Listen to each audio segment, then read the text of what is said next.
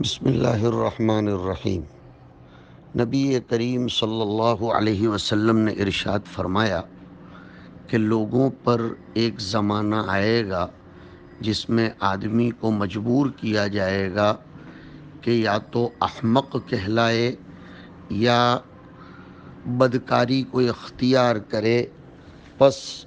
جو شخص یہ زمانہ پائے اسے چاہیے کہ بدکاری اختیار کرنے کے بجائے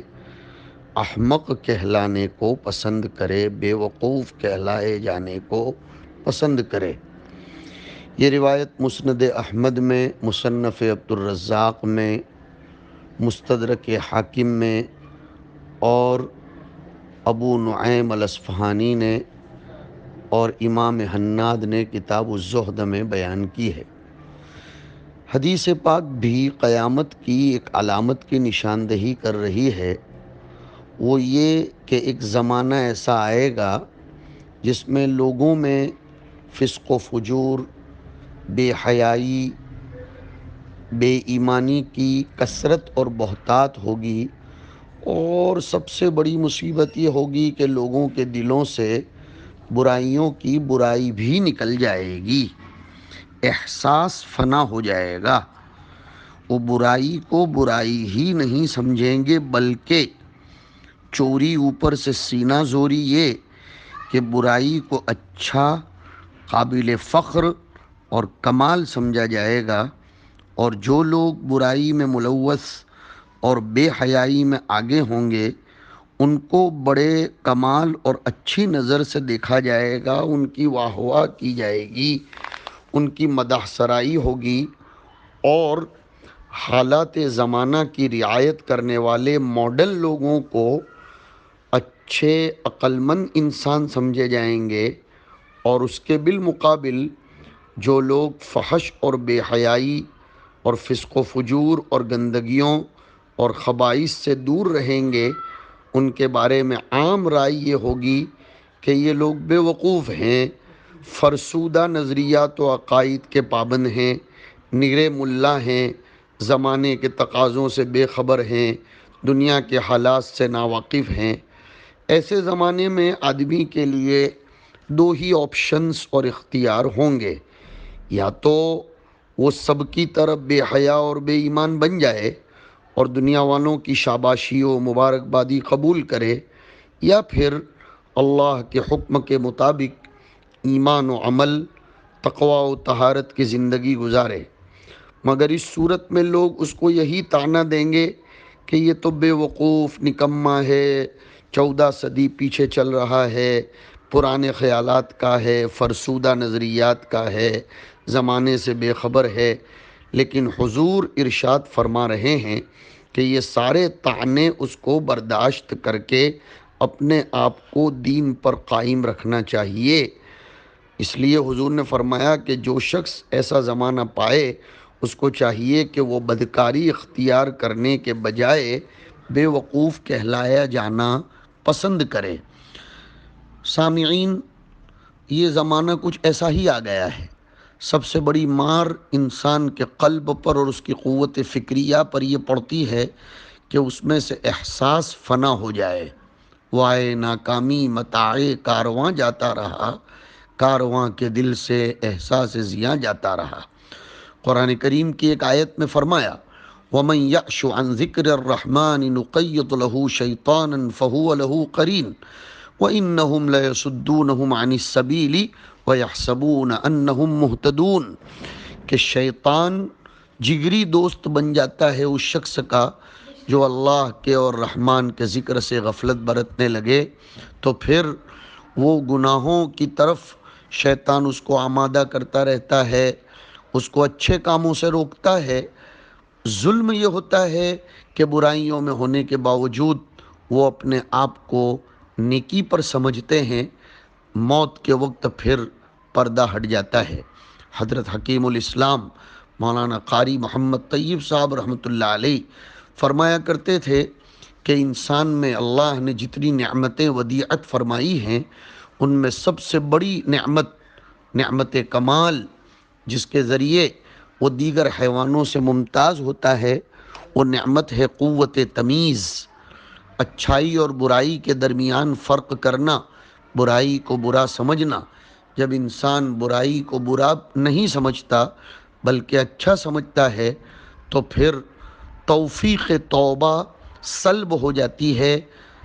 توبہ کی توفیق اس کو میسر نہیں ہوتی، اور پھر وہ اصرار کرنے لگتا ہے۔ صغیرہ پر اصرار کرے گا تو کبیرہ بنے گا، اور کبیرہ پر اصرار ہوتا چلا جائے گا تو وہ کفر کے قریب ہو جاتا ہے۔ لہٰذا ہمیں اپنے بزرگوں اور علماء کی صحبت اختیار کر کے اپنے آپ کو گناہ کیا ہے، برائی کیا ہے، اچھائی کیا ہے، اس کے درمیان تمیز پیدا کرنے کی کوشش کرنی چاہیے۔ نبی کریم صلی اللہ علیہ وسلم نے ارشاد فرمایا کہ تمہیں اس طرح چھانٹ دیا جائے گا جس طرح اچھی کھجوریں بری کھجوروں سے چھانٹ کر الگ کر لی جاتی ہے، چنانچہ تمہارے اچھے لوگ اٹھتے جائیں گے اور برے لوگ باقی رہتے جائیں گے۔ اس وقت غم سے گھٹ کر تم سے مرا جا سکتا ہے تو مر جانا، یعنی اس ایسے زمانے میں مر جانا زندہ رہنے کے مقابلے میں پسندیدہ ہے۔ اس حدیث کو ابن ماجہ نے کتاب الفتن میں اور مستدرک حاکم نے، دیلمی نے اور امام ابو عمرو الدانی نے بھی ذکر فرمایا ہے۔ اس حدیث میں قیامت کی ایک علامت کا ذکر ہے، وہ یہ کہ دنیا سے اچھے اور نیک لوگ پھٹافٹ اٹھتے چلے جائیں گے، شریر اور بدطینت خبیث لوگ باقی رہ جائیں گے، اور ظاہر ہے کہ جب اچھے لوگ نہ رہیں گے تو دنیا میں اچھائی بھی کہاں ہوگی، اور جب صرف برے لوگ یہاں باقی رہ جائیں گے تو دنیا شر و فساد کا مرکز بن جائے گی۔ اس طرح دنیا سے نیکی و بھلائی، خیر و سعادت، شرافت و نجابت ختم ہو کر شر و فساد، نزاع اور جھگڑے، ضلالت و گمراہی، بغض و عداوت، رذالت و حماقت باقی رہ جائیں گے۔ حضور اکرم صلی اللہ علیہ وسلم نے یہ بطور تمثیل کے فرمایا کہ جس طرح کھجوروں میں سے مالک اچھی اچھی کھجوروں کو چن لیتا اور ردی کو پھینک دیتا ہے، اسی طرح نیکوں کو اللہ تعالیٰ چن لے گا اور برے لوگوں کو چھوڑ دے گا کہ دنیا کی خباثتوں میں پڑے رہیں۔ اب اس وقت حضور نے فرمایا کہ تم غم سے گھٹ کر مر سکتے ہو تو مر جانا، اس کا مطلب یہ نہیں ہے کہ اس دور میں خودکشی جائز ہو جائے گی، کیونکہ خودکشی اسلام میں ممنوع اور حرام ہے، اس پر شدید وعید بھی آئی ہے۔ حضرت ابو ہریرہ رضی اللہ تعالیٰ عنہ سے روایت ہے کہ رسول اللہ صلی اللہ علیہ وسلم نے فرمایا، جس نے اپنے آپ کو کسی دھاردار چیز سے قتل کیا، اس کی یہ دھاردار چیز قیامت میں اس کے ساتھ ہوگی، جس سے وہ جہنم کی آگ میں اپنے پیٹ میں بھونکتا رہے گا اور وہ اس میں ہمیشہ ہمیشہ کے لیے رہے گا۔ اور جس شخص نے زہر پی کر خودکشی کر لی تو وہ جہنم میں بھی ہمیشہ ہمیشہ یہ پیتا رہے گا، اور جو شخص پہاڑ پر سے اپنے کو گرا کر خودکشی کر لے تو وہ جہنم میں بھی ہمیشہ اپنے آپ کو پہاڑ پر سے گراتا رہے گا۔ اس طرح کی متعدد احادیث کتب حدیث میں موجود ہیں، ان کا حاصل یہ ہے کہ خودکشی کرنا حرام ہے اور اس پر جہنم میں سخت سزا ہوگی، اور اس کو حلال سمجھ کر کرے گا تو وہ کافر ہو جائے گا اور ہمیشہ جہنم میں رہے گا، اور اگر حلال سمجھ کر کیا تو ایک طویل مدت کے بعد بھی اس کی رہائی نہیں ہوگی،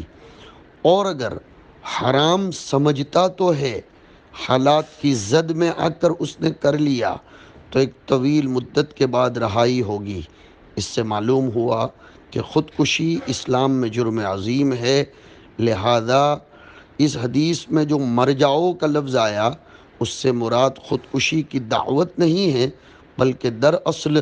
اس وقت کی صورتحال کی شدت، نزاعات و فسادات کی کثرت